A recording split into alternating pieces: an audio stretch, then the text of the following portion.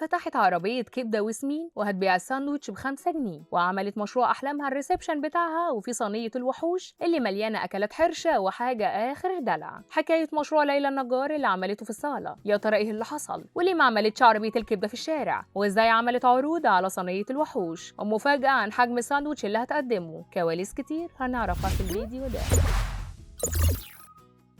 هتبيع الساندوتش ب5 جنيه وفتحت عربية كبدة وسمين وحققت مشروع أحلامها، وهتعمل أكلات حرشة وشعبية وهتفرح عيالها وزباينها، وعاملة عروض وخصومات تهبل. كلامنا هنا عن مشروع ليلى النجار الجديد واللي قلبت بيه السوشيال ميديا كلها. ظهرت وهي بتقول لمتابعينها إنها عملت عربية بتاعتها هي وبس للأكلات الحرشة المغرية. ظهرت ليلى بشكل مختلف خالص عن اللي بتظهر فيه في فيديوهاتها، وقعدت تنده وكأنها بتبيع سندوتشات، وبتقول الساندوتش ب5 جنيه وإنه عرض هيبقى موجود لحد آخر الشهر.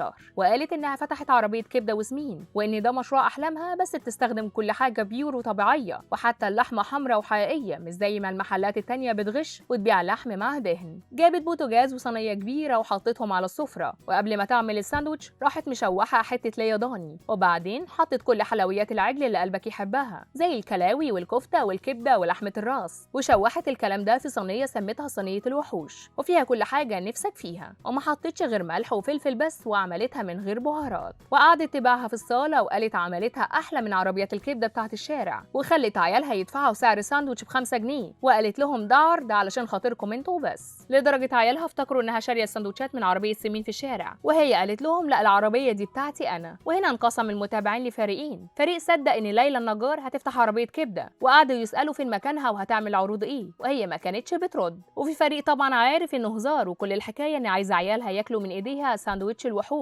وفي طبعا اللي فرح بطريقتها وانه كده سربت طريقه المحلات وهيعملوا في البيت بتكاليف اقل بكتير، ونصحت ستات بيوت كتير انهم يعملوا لعيالهم بدل ما يجيبوها من بره، ومش مضمونه خالص اللحمه المعمول بيها. وفي اللي انبهر بنظافه وجوده الاكل وفعلا طالبوا ليلى النجار انها تفتح عربيه كبده، والزباين هتكون عليها طوابير من كتر ما متابعينها نفسهم يجربوا اكلاتها. بس هي لغايه دلوقتي ما اخدتش القرار، وهي مركزه في مشروع العبايات بتاعها اللي من تصميمها، وهي صاحبه محل كبير في حدائق القبه، وزباينها من محل العبايات من كل حته في مصر وبيعشقوا تصميماتها. وزي ما في الحلو في حياه ليلى النجار في الوحش برضه، وانها مريضه وعندها الكانسر واختفت فتره لانها كانت بتتعالج منه، واخيرا وبعد التعب ده رجعت لهم من جديد وشغلت القناه بتاعتها، وكانت بتنزل حلقات متعاده ومتكرره من كتر ما العلاج كان صعب عليها وما كانتش بتقدر تعمل حاجه، وعيالها كانوا دايما معاها وبيساعدوها لحد ما راحت عمره ورجعت احسن بكتير من الاول، ووشها نور وبقت تظهر على طول. بس حصل لها ازمه قبل ما تسافر على طول، وهي ان صفحتها اتقفلت واتعرضت لهاكرز وما كانتش عارفه تتصرف، وحاولت كتير لحد ما عرفت ترجعها. ومش بس كده، دي عملت بيج تانية احتياطي يكون عليها شغلها القديم علشان لو حد حاول ياخدها منها. وساعتها طلعت وقالت ان الموضوع ده مش بس مع الشيف ساره سمير، وان في حد مستكتر عليهم المتابعين وعدد المشاهدات، فعايز يوقفهم ويخلوهم يستنوا وما يبقوش موجودين على ساحه السوشيال ميديا. وساعتها الدنيا هديت وعرفوا يرجعوا الصفحات. وابهرتنا ليلى النجار باكلاتها. يا ترى تفتكروا فعلا ممكن ليلى تعمل مشروع احلامها وتنزل بعربيه كبده وحلويات في الشارع؟ شاركونا في التعليقات.